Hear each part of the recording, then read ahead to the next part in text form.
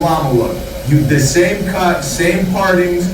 Act like you're doing curtain bang around the ear. Not grabbing any of the longer hair. I don't want to grab any of his longer hair because I see that he could throw his hair back. If I were to comb this down like this right here and do it right from the beginning, I might take it too far back. Yep, you don't white laws. Exactly. So after I combed it to the side, got the baby hairs and got it as sharp as I could naturally, then I'll go ahead and comb the hair down, and now we can see exactly where we need to cut. So I'm not gonna do it with the trimmer. I'll do that area with the scissors. I'll comb the hair down, and I'll start from above working down, because I want the hair to look sharp as it naturally falls down over his ear. You see that? So now I'm just gonna do a little detailing, make sure it's round around the ear, not going in too much. And for these areas, I like to use really thin, smaller shears, either 3-inch or the trimmer. So once I do that, now I'm gonna focus on his arch, right? I'm not gonna comb his hair down. I'm gonna comb his hair out of the way and start defining the arch from the sideburn area, and then eating at the little baby hair, little bit, not too much, because if you push this in, it's gonna be super noticeable. All you need to do is really just define and cleanse the baby hairs out of the way to make sure it looks clean. That's all you need to do with the longer hair. So once you do that, then you can confidently comb the hair down, and whatever is in the way right there, you could clean that up. So in case he drops his hair down, he doesn't have any product, he's not bringing it back, this hairline is gonna be sharp and natural. So essentially I'm doing just about the same thing. I am only working in the very lowest portion. I'm staying in those finer hairs. I'm not getting up into any of my length. I'm just seeing what's just kind of falling out, and then I'm working within that, and then getting the hairs that are growing down lower on his neck. So now, as I've been working with his hair, as we've been going through, if we were in the shop behind the chair, I'm having a conversation with him as we go along. Now, conversations change a little bit from person to person, but one of the really big things is Isaac may like me, and he may know a little bit about me, but really, he prefers to talk about himself, right? He likes to share the things that he likes, and I need to kind of travel within that. But within our conversations, I also need to be educating him about his hair. Right? I need to be understanding what he's doing and how he's doing it, because it can help me finish his hair in a way that, one, he can duplicate, replicate time and time again. Because I've had guys, this was an actual example in my life. So I had this guy come in, I've been cutting his hair for years, and he had decided to let his hair grow out, and he wanted to have a big pompadour. And he finally got to the point where he could have a really good pompadour. And so that was like the final day, we finished it. I'd been talking to him about product along the way and introducing him to product. So I had him to the point where he could do two, right? He was blow drying firm hold styling gel in first to give us the foundation and the lift and the height. And then we were coming back in and we were finishing with a pomade. Showed him how to do it in the barbershop. Everything went great, he loved it, loved the way it looked. He comes back 3 or 4 weeks later, he's like, Jim, and his hair's like flat against his head. And he's like, I don't know what's wrong, but I can't make it do what I want it to do. So through the process, I said, tell me what you do. And when we got to the styling point, I'm like, show me what you do. Well, he showed me, and he took the brush, and he took the blow dryer, and he's just blowing back, right, like this. Because pompadours go back.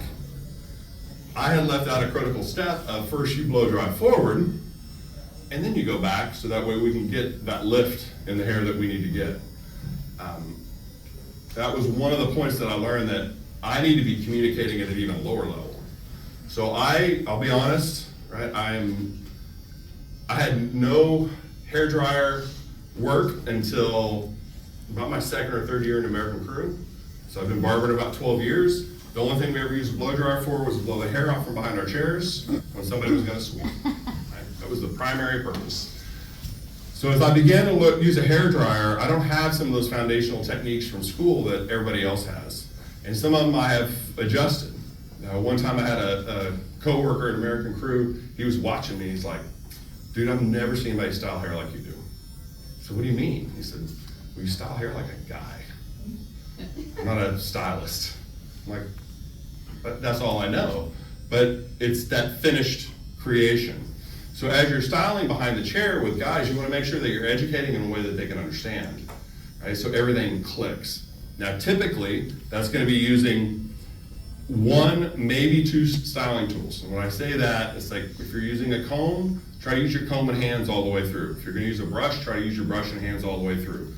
Try to make those so it's easiest for him whenever he gets there. Today, I'm actually going to be using some of our fiber grooming foam. So fiber grooming foam is part of our fiber line. So this goes along with the fiber pre-styler, fiber cream, and our fiber in the puck. What unites this family is the natural texture that it creates within the hair. They're those dedicated guys that come in time and time again and they want you to cut their hair. I've been very blessed, right? Over the years I've got guys that I've been cutting their hair literally for over 20 years that have just been consistent and regular. I know I can buy my groceries because these guys are coming in week after week. It's hard for somebody who's new, they just gotta hit the shop on the right day to be able to sit in my chair. Now, with the guy in my chair, and everybody has different opinions on this, but this is my personal opinion. So if I'm cutting Isaac's hair, I want him to only come to me. And if he can't come to me, I want him to be in my shop. Now, if he goes somewhere else, I don't want him to have a good experience. Right? Would you guys agree? Yeah. Right? If your guy's cheating on you, he should feel miserable for a little bit about his haircut. Right? He deserves it. If he's one of my regulars, he deserves it if he's gonna cheat on me. So he'll come in, and maybe I've cut his hair for 2 years. He's happy, we've kind of got this groove, we're doing what we're doing, and then for some reason he can't get in with me. I'm on the road, I'm traveling, whatever it might be. If he doesn't come to my guys in my shop, he's not gonna get the same type of haircut. Because I don't necessarily tell him what I do, right? I've worked with some barbers that they explain in detail all this amazing technical stuff that they're doing or how they're cutting their hair, and they're basically giving them a prescription card that they can take to any other barber or stylist, and they can come close to recreating that. When we talk about horizontal transitions, so Jim does horizontal transitions on the sides, and then on the back he does vertical, and then he does this, and he uses razor, and he uses, I'm not gonna tell him my story. Yeah. Right? Whenever he asked me, he's like, Jim, okay, you were gone, I didn't plan it right, you told me you were gonna be gone, I didn't plan it right, I went somewhere else. When you're not here, what can I tell somebody else how to cut my hair? I'm like, man, Isaac, I don't really know, I just cut your hair. I don't do anything special, I just cut your hair. Well, Jim, if it's a clipper cut, well, Jim, are you using a number 2 guard, or are you using a 28, or whatever? I'm like, dude, I just cut your hair. I just do what's right. I just do what's right. Because I don't want to give him the information to pass on to somebody else. Right? I want him to have a miserable experience somewhere else because I want him coming back to me. And then guess what? Isaac appreciates me even more the next time I cut his hair. Right? And it may take us 2 or 3 haircuts to get it back into shape, but he appreciates me, and he's probably not going to cheat on me again. Right? All right, guys, so I created the shape and connected the top to the sides. If you guys could see, there's like almost the line of what I created all the way around, right? So now if he extends his hair like this, he's got that square shape. You see how it's square and longer on the top, and it gradually follows his skull shape in the back, right? If he wants to comb this back, he'll get an awesome flow. It connects perfectly from the side, so he could completely like slick it back if he really wanted to. And it all falls in very beautifully. He can also take it to one side if he wants to. And see, because it's cut everywhere the way it is, there's not gonna be any hair that's hanging over it the way it's not supposed to, right? And if he wants that curtain bang look, he has that naturally already, right? So now as I'm connecting my top, I'm just doing side to side sections, and I'm looking for my guides on either side to see how the hair lays. And because I know I want to maintain as much length as I can, I'm also over directing back to the previous section. That'll help me to gain a little bit of length as we go to the front. Because through our conversation, I understand his eventual goal. I know where he wants to be. So I want to be able to create the shape that gets me there. This is also a good way to check to see if I have balance within my shape, right? Because as I bring that hair up, I can see where I am on the right side and left side. And it almost creates, a lot of times, kind of this, it's not a triangle because it flattens off on top, but it's a flattened off on top triangle. Trapezoid, right. Thank you. Wow, smart kid. So it's creating that. If I'm wanky, then I know that I'm off balance within my shape. If I am off balance within my shape, hopefully that was my desire, right? Because I wanted to create more length going one way or the other way. So I have been doing checks opposite of however I'm cutting. So if I'm cutting vertical, I'm checking horizontal. If I'm cutting horizontal, I'm checking vertical, right? I'm working my way around the head shape. I'm looking at balance. Because sometimes, depending on the person's hair, and the more times I cut Isaac's hair, the more I'm gonna learn what his hair does. I'm gonna see what it looks like when he comes back in 3 or 4 weeks from now. And I will adjust my cutting technique to work within his hair. Right? This is especially in the longer shapes, more so than the shorter. But I have to have that awareness of what his hair does. And hopefully we're on track, right? If he keeps coming back to me, if I can get Isaac to come to me 3 times in a row, this is my belief. If I can get him to come to me 3 times in a row, he'll never want to go anywhere else, right? If he only comes once and then he goes somewhere else and then he comes once, he may be like, I really like how you cut my hair, but he'll never truly be dedicated. But if he can come 3 times, I've got him hooked until his wife makes him move off. And when he gets married 5 years from now. All right, guys, so I connected everything, designed the side length, designed the shape. Now we're gonna start doing the taper for the little mullet. So when you think about a mullet, there's always a taper involved. Whether it's a high taper, mid taper, low taper, or sometimes it just goes drastically behind the ear. In this case, we want to keep it very professional to where it's not extreme. He doesn't want any skin exposure, which is something that I spoke about earlier. So to keep length and to connect quick, I'm gonna use clipper comb and do clipper over comb. And my focal point is always gonna be my spine. Wherever this spine is like slanting, that's the direction I'm gonna make. So if I want a straight line, I wanna make sure that this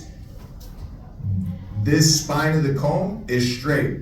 If I want the fade to change and be more round, then I'd start angling like this, pivot, start angling, until I make a round shape, right? But we're gonna do straight horizontal, just like we did on every connection and every cut we did here. So the teeth are gonna go into, like you're digging into the scalp, and I'm gonna make sure it's flat, and I'm gonna look at the top teeth now, and I'm gonna extend the top teeth. You see what I'm doing? I'm pivoting out. What this is gonna do, it's gonna create graduation without having to use shears, without having to do anything, just one swipe, right? So I wanna move the hair, the long hair, especially the disconnected hair, out of the way, comb this down, making sure the spine is horizontal. I'm putting the teeth in, then I'm gonna pivot out to where the longer hairs kind of stop getting cut. And then I'll just swipe. Do you guys ever use a feather blade or a razor when you're Yes. wanting to blend that? You know what I mean? Blend what though? Blend my taper, especially that low taper where they want to flare that out. So if you do this, you're gonna have the flare out at the top because you're pivoting outwards. You know what I mean? So you're gonna have that flare out, and you literally just went through a 2 all the way up to a 5 guard with that one swipe. You know what I mean? Now we just have to figure out if he wants this over his ears or not. But right there, this is about perfect where I want it, but I want to perfect this top line a little more. I have a cover question. I was American producer forever ago, but like, do you guys still do only metal clippers from one down? We do, but you could, we're starting to go into the education where you could use lever work as well, clippers with levers. You're Okay. talking about detachable clippers, Yeah. yep. Because when I used to do it, it was like 8 years ago now, but like our barbershop was strictly American crew, and we could only have a 000, 50, a half, and a 1. Yep. And that was it. There was no adjustable work. You didn't have plastic guards. It was all clipper over foam or one fade. Okay. So a lot of freehand fading. So part of the evolution of American Crew, we believe our method is so strong, and working. We weren't even allowed to have Yeah. So that's part of the evolution of the method. That's part of how American Crew has adapted and changed over the years, because what we're doing, so like what I'm doing with shears, you can do with any tool. I could do what I'm doing with clippers. So I could use my detachable blade, put an OA on it, and I could work the shape. With the cut that we're doing on Ethan, that Victor's doing on Ethan, he's choosing to use an adjustable blade clipper, right? But it functions the same as a detachable blade clipper. Whatever tool that you're using, you can interchange for any other tool, Yeah. if you're able to use it. So back in the beginning, right, when I first went through method, I mean, you had this segment of blades, and that you lived within that world. But fortunately, as we move forward, we're adjusting that, and we are changing that. The techniques are identical. So when we start talking about clippers, a detachable blade clipper, how many cut with clippers regularly? Oh, everybody, awesome. So detachable blade clippers are like a zero-turn mower, right? They're fast, they cut a lot of grass. So detachable blades they're strong, they're fast, they cut a lot of hair, they're good to remove hair. You can do anything with them. Now, an adjustable blade clipper is more like a push mower. So if you really want a nice finish to your front yard, you want that push mode, right? You want it just cuts better. It's a cleaner cut. That is an adjustable blade clipper. The way the teeth are designed and the way the magnetic motor works and the adjuster lever on them, it creates a more finished look, right? So it's not quite as aggressive as your detachable blade. Then when you get to your outliners, your T outliners, this is like your weed eater, right? This is what allows you to get a fine, crisp edge all over wherever that you're working. Now, question, can I use my weed eater to mow my whole front yard? Nope. No. I could, it's gonna take forever and it's not gonna look as good, right? So I'm not gonna use my outliners to cut the whole head shape unless I absolutely had to. Can I only use a push mower? Don't use a weed eater, right? Can I only use a push mower? I can, but the push mower is not gonna make it look as crisp. It's not gonna give me the details that I want. Can I only use a zero-turn mower? Absolutely, right? I can get it all done with a zero-turn mower, but the shape isn't quite as refined. So as we incorporate the other tools into our kit and using the full expanse of the clippers that we have available, it allows us to create more detailed shapes and more refined and finished shapes. So there are times, especially with fine hair, I don't want to use my detachable blade clippers, right? Even if I'm going short, I want to use my adjustable blade clippers. If I have really coarse, dense hair, I don't want my detachable blade clippers because it does the job better. Now, I may use all 3 clippers, and honestly for me, I use all 3 clippers every clipper cut. All 3 of them. They all have their purpose. All clippers are motorized tools. Could I do that entire haircut with just a razor? Absolutely. I could use a feather razor. I could use a Tondeo style razor. I don't know if any of you remember the old Roffler barbers, right? They used a Tondeo razor. You can do some amazing work when you learn how to work with one. Some of the best detailing and fine-tune work. I don't want to cut a whole haircut with a Tondeo razor. So it's learning what the tools do best and then letting them function within their realms. Techniques are almost all identical. So when we're doing clipper over comb work is the same as your shears in your hand. Your comb is just becoming your fingers. When we're doing clipper over comb work, we're still looking for the guides behind and below. We're looking for all of that. We're seeing it as it falls through our comb, and as we use that more, we use that comb to replace our fingers, we are able to create some amazing shapes. So that was one of the reasons why in the beginning at American Crew, we focused on that detachable blade and combs, because the shear work that Victor did for Ethan, I could have, Victor or I, either one, could have done that completely with clippers, right? As long as, for me, my clipper stopping point is at about 2.5, 3 inches. Anything shorter than that, especially if I'm going down and doing some taper work on the edges, which I almost always will, man, that's clipper over comb work, right? Because I know how to control the hair within my comb. So now combs, right? We have 3 combs in American Crew. We've got our clipper comb, we got our all-purpose comb, and we got our barber taper comb. Well, each of them have their purpose. Each of them control the hair differently. So as I'm switching tools, I'm switching combs. As I'm switching parts of the head shape, I'm switching combs. For if I was doing a shorter cut with Isaac, I'm probably gonna use my barber taper comb right in this front area because I have more control over the hair. The hair is typically a little bit finer in this area. And as I work my way around, I'm switching to my all-purpose comb and to my clipper comb, depending on the density of the hair and how I'm able to work within that. So all of it is just pieces to the puzzle. Some people, he climbs up on stage and it's just a few minutes before you guys get here and he's like, hey, there's one more thing. I got this stuff that happens right under here. Can we do something about that? And for me, I was like, oh, absolutely. That was on my list of things to do. But it gets missed by so many people. Detail and finish is the most important part of what we do. Detail and finish is what he looks at in the mirror, what his mom looks at when he comes over for Sunday dinner, what his girlfriend looks at, what his buddies look at. That's what they see. They're never gonna see the technical details of what I've done. Right? Nobody's ever gonna go into the haircut and start doing this cross-checking, right? It's that final product. What does it look like as it's walking away?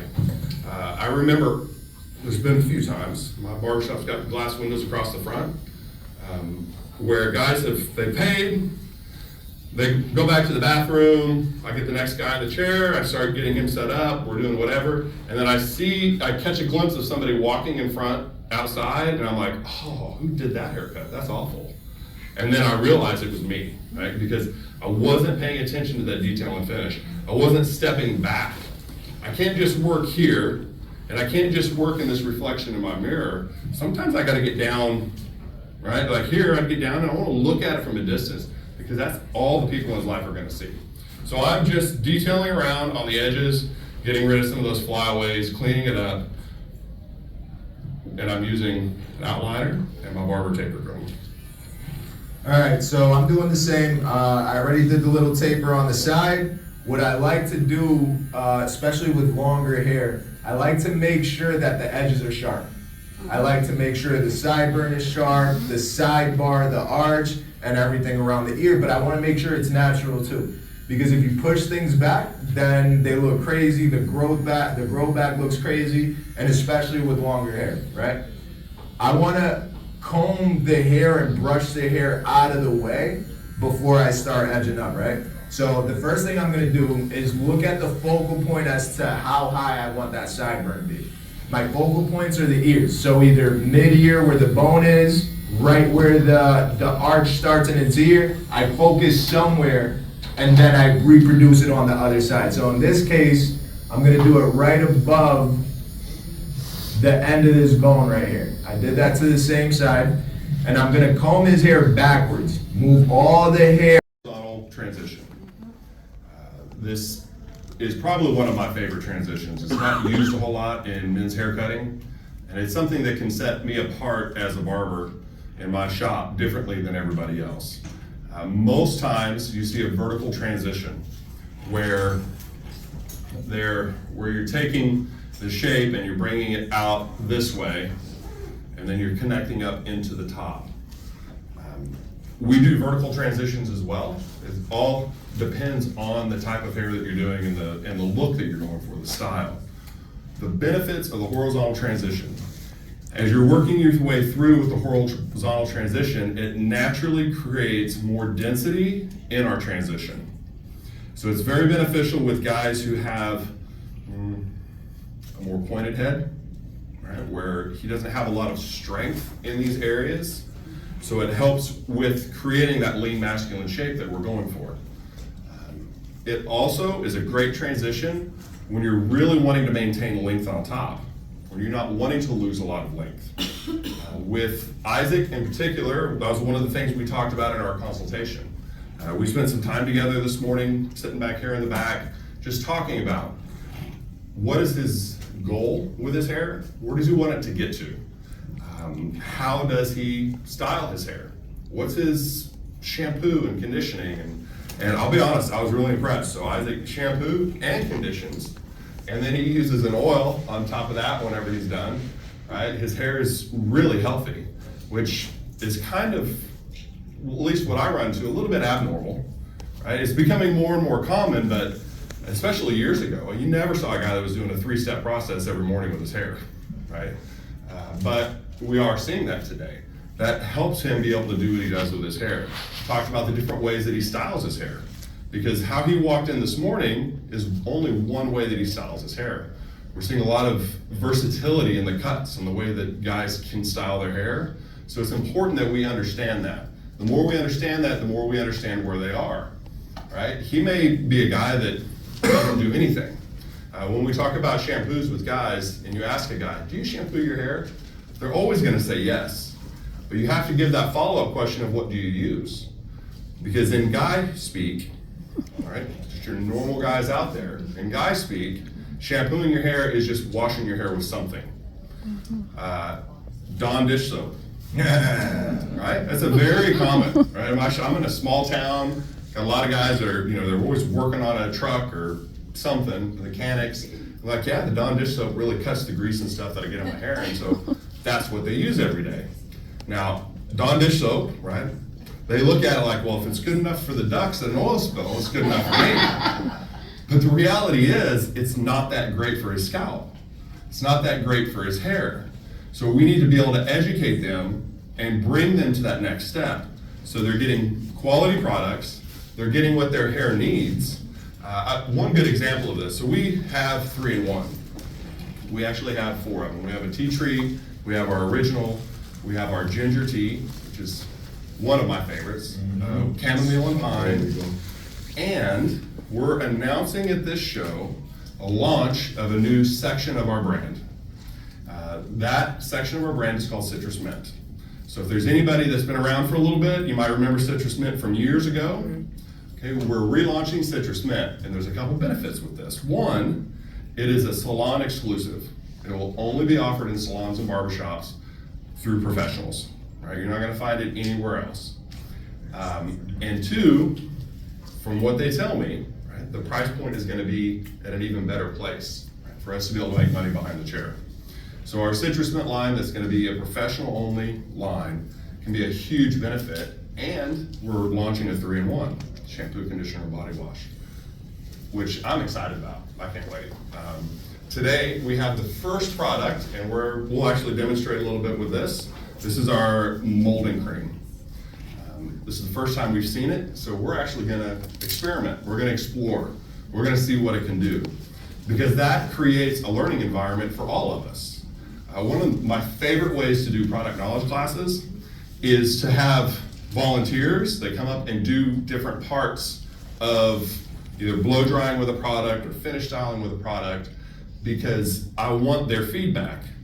And then I want you guys to hear what they say, right? Because sometimes you might think that Vic and I are a little bit biased, right? We're here, we have American Crew shirts on. I've been with the company a long, long time, and you're right, I am biased. But I'm not ever gonna lie to you, not on purpose.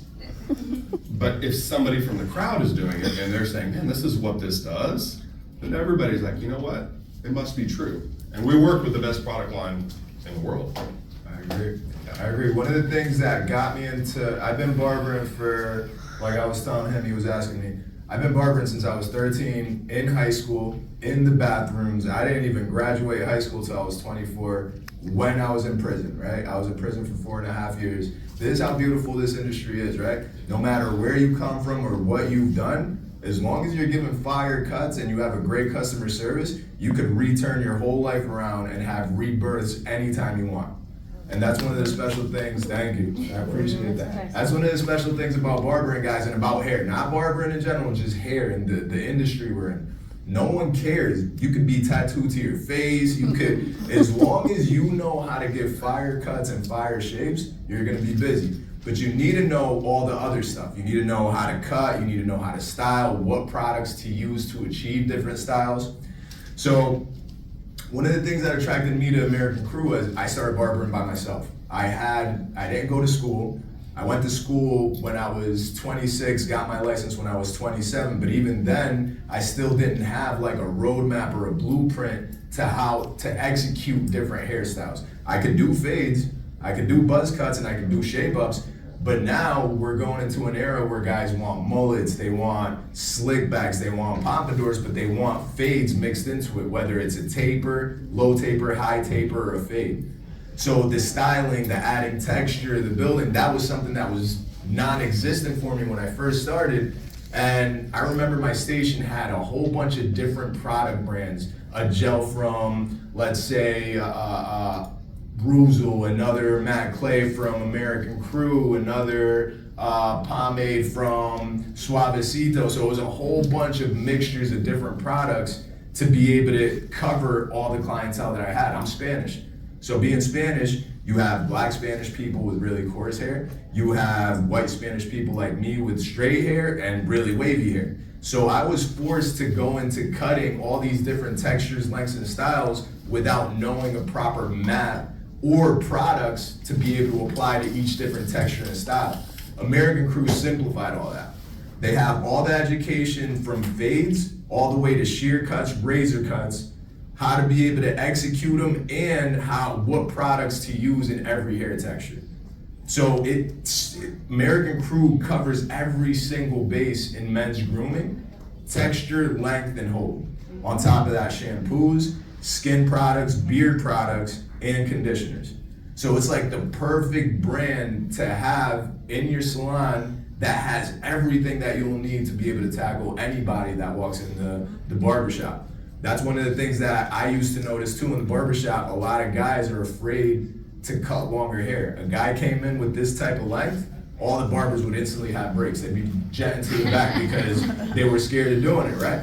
So then the guys would go to salons and they get these round shapes, and then they'd come back looking like they had a bob when it wasn't supposed to be a bob. Sure. So there was a huge void in the barbering industry when it came to styling and connecting and making longer hairstyles, and this is where American Crew for me made sense. It like filled every single void that I had as a barber, and I could see it filling every void with stylists that are trying to fuse into barbering, because it mixes both. The only difference is now we're doing square shapes versus round shapes. That's it. Any questions on that?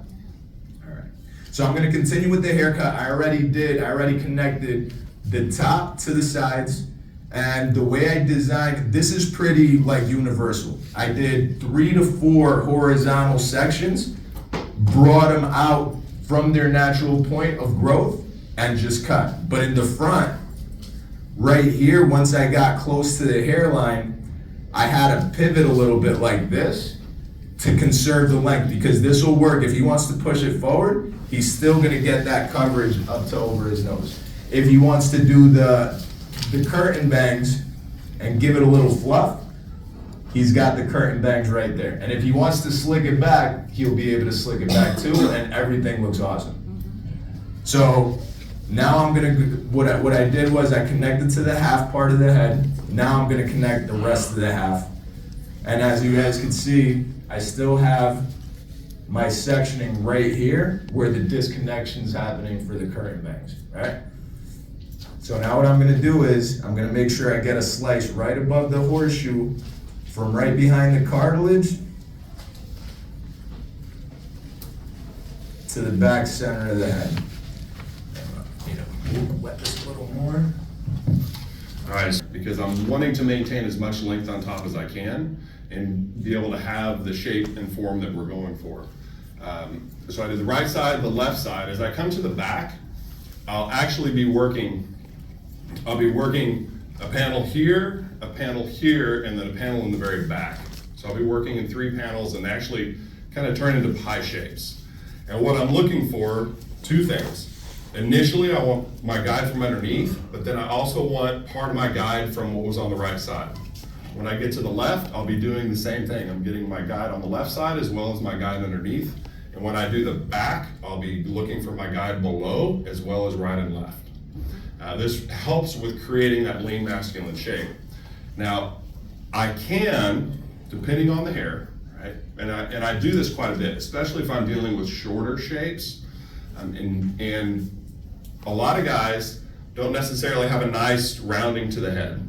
Sometimes there's a collapse in here where their mama let them roll off the bed, right? Because they started rolling one day. That's kind of how it goes. So I may do horizontal here and then vertical from here to here. As long as I have the awareness of where my guides are and what I'm doing, I can combine the transitions any way that makes the style work the best. That's one of the things I love about our systematic approach to cutting hair. It opened up a lot of things for me professionally. Seeing hair differently, because it's truly pieces to a puzzle, not just a haircut or a hairstyle. So if I'm looking at Victor's hair, today I look at his hair totally differently than I would have prior to my time with American Crew, because I'm seeing different things. Sometimes I may want to do a horizontal on the right side and a vertical on the left. Right? Maybe we're working with a part, or maybe it's the way that he pushes his hair and moves his hair, and I needed to do something very specific. So taking the hair and going from I want this style to I want this shape, and then me seeing how to put those shapes together. Yeah, one of the important things is not getting lost. Knowing your connection points and knowing where to continue building the shapes, right? So one of the things with what I noticed when he came in, and it might have been okay to him, and this is the crazy part, that when you execute and you do this correctly, people are gonna become fans of you and you can charge whatever you want. Right now at my shop, for scissor cuts, we're charging $80 just for a regular scissor cut, because no barbers know how to friggin' do shear cuts. So if you know how to create these shapes, and another thing too, we do perms and we're charging for a partial, $160 for a partial, just down the middle, $220 for a full one. Like that, it's crazy, and it's because people don't want to take the time to actually learn and understand what's happening with hair and how to connect it properly. One of the things I noticed, he was going to a barber. He was liking his hair. He was actually trying to keep the length. And then once I went into it, I seen a whole bunch of inconsistencies, especially with the top. Barbers can do tapers, they can do tapers and this, but then the connection looks crazy. So right here, if you guys see, it's connecting very well. Right here, if I go through, I'm doing horizontal cross checks. And watch this one slice. What the hell just happened right here? Look at this. Look at this. How is that ever? I barely took off anything off of anywhere else. And look at this big chunk right here. There's barely any hair on the ground. Sure. So that barber clearly doesn't know how to connect. This right here will make him a fan of your work, because now he's gonna have shape, he's gonna have control, and it's gonna look way better with all the education that you're gonna give him about his styling, about everything. So education, knowledge, how to make these shapes real is super key right now in the atmosphere we're in, because social media is, you can view it how you want. Social media is either making it harder or making it easier. One of the two. It'll make it easier for you if you know how to realize these techniques. It'll make it harder for you if the client comes to the chair, asks you for this, and you don't know how to execute. So right now, there's a high level of expectation for barbers and stylists that is crazy. You know what I mean? And it's all due to social media, but this is why it's more important to really focus and understand all these little points. Make sense? Say that again? Where do you barber? Connecticut. I'm from Connecticut.